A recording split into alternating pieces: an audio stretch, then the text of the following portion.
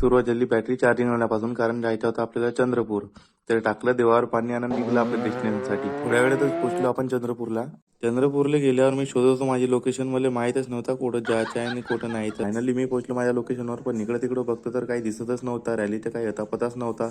2 तास होऊन गेले वाट बघता बघता. मग मला गमतच नव्हता, तर जादूने प्रकट केलं स्वप्नाला. स्वप्नाने मी गेलो गाडीवर फिरायला. मग नाश्ता वगैरे केलो आणि गेलो आपल्या रॅलीकडे. मग रॅली निघत होती, तसंच काढला आपला कॅमेरा. तिथं खूप पब्लिक जमा झाली होती, पण या काकाला वेगळाच टाकून राहिला होता. मग विजूभाऊचे आगमन झाले तेवढ्यातच. त्यांच्या शूट वगैरे घेतला आपण आणि रॅलीचे पण थोडं बहुत शूट घेतलं. या महानगरपालिकेमध्ये कोण जिंकणार तर नक्कीच सांगा बरं का चंद्रपूरवाल्यानं कमेंट मध्ये. 5-6 तासापासून आपली हालत झाली खराब.